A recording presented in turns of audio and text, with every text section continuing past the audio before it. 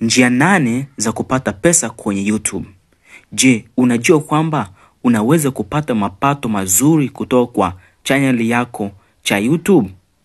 Kuna njia tofauti za kupata angalau mapato ya zaidi ya kwa kuchapisha video za ubora.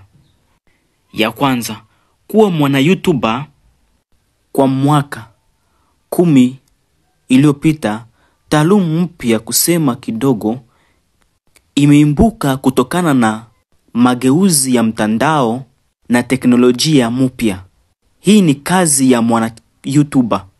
Mwana YouTuber kwa maneno machache ni mtu anayemiliki account ya YouTube ambaye huchapisha video zinazolenga madhari kama vile michezo ya video, urembo, mtindo, usafiri na kuendelea. Kwa hiyo kuwa mwana YouTube kunaweza kuonekana kuwa rahisi, kwani inahusisha kuunda account kwenye YouTube, pamojawapo ya mtandao ya kijamii maarufu zaidi duniani, na kisha kuchapisha video huko. Lakini kutengeneza taaluma kama mwana YouTube na kupata pesa kutoka kwa video zako ni ngumu zaidi. Taaluma ya YouTuber inahitaji ujuzi unaohusisha na uwezo wa kujieleza mbele ya hadhira na kuvutiwa umati wao, lakini pia ujuzi katika uhariri wa video na ujanja, kwa sababu ndivyo bila hadhira kwa bahati mbaya hutaweza kupata pesa kwenye YouTube.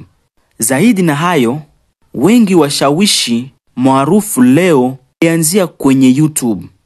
Tunafikiria wambili upate mamia ya maelfu ya dola kwa mwaka kutokana na mamilioni ya waliojisajili.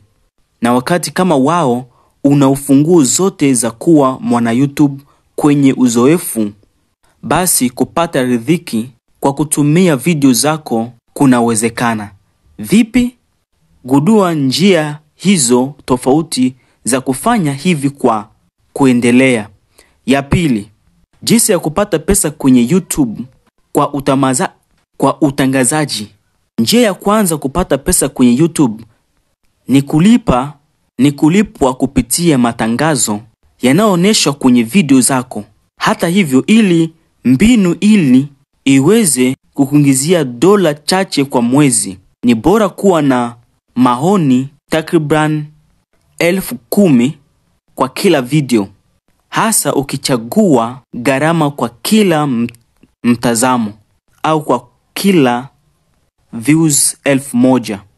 Tafadhali kumbuka, ukichagua badala ya gharama kwa kila kubofya, utahitaji kuhakikisha kuwa matangazo yanavutia lengo lako kuu. Ya tatu, jinsi ya kupata pesa kwa maudhui yaliyofadhiliwa. Ikiwa watu wengi wanajisajili na kutazamwa, unaweza kuchuma mapato ya mwonekano wako. Ni kwa mfano huu ambapo mtindo wa biashara wa washawishi wengi unategemea. Biashara wasiliana nao ili kuzungumza kuhusu bidhaa zao kwa kubadilishana, na unalipwa. Na bei itategemeana sekta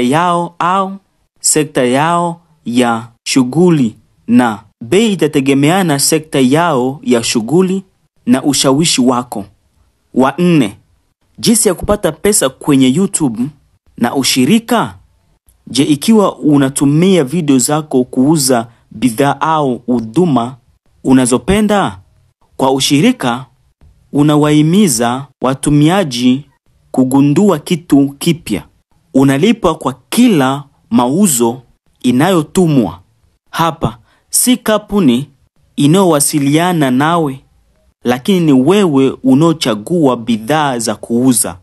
Chagua bidhaa au huduma unaozifahamu ambao unaweza kutoa maudhui bora ili kuhimiza mauzo. Ya 5, jinsi ya kupata pesa na uwekaji wa kiungo. Bidhaa wa wana YouTube hujumuisha viungo vilivyofadhiliwa katika video zao. Bila shaka, ili kupata malipo ya kuvutia kwa njia hili, lazima uwe na maelfu ya maoni kwenye video zako.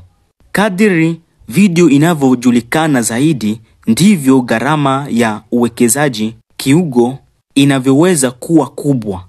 Ya 6, je, unapata pesa kwenye YouTube ukitumia super chat? Kipengele cha YouTube kilichotolewa mwaka wa 2017 lakini bado hakijajulikana. Super chat hukuruhusu kuchuma mapato ya maoni. Wakati wa matangazo ya moja kwa moja, wafuasi wako wanaweza kutoa maoni kupitia super chats. Ikiwa wanataka maoni yao yaonekana na kubandikwa juu ya mjadala, wanaweza kulipa. Pesa uliopokea ni kwa ajili yako. Wa 7, je, unapata pesa kutokana na mauzo ya huduma yako? Je, una utalama maalumu? Kwa kugeuza video zako kuzunguka muda hii, unaweza kuongeza mwonekano wako na adhira iliyohitimu. Piga simu kwa kitendo ili kuhimiza watumiaji wasiliana nawe ili ikiwa wanahitaji ushauri wako. Unaweza kuuza kozi zako na mafunzo au huduma ya ushauri. Ya 8, je, unapata pesa kutokana na mauzo ya video zako? Biashara zingine hazina wakati au andaa video zako. Biashara zingine hazina wakati au njia za kuandaa video yao. Biashara zingine hazina wakati au njia za kuandaa video zao. Wakati wengine hugeukia YouTube ili kutafuta maeneo yaliyopo ili kutumia tena. Sasa ya muhimu ni hiki: hakikisha kuwa na video zako zina leseni ya kulinda matumizi yao. Kwa upande mwingine, bainisha kuwa uko tayari kuhamisha haki zako ili upate fidai. Itafafanuliwa kulingana na ubora wa video zako.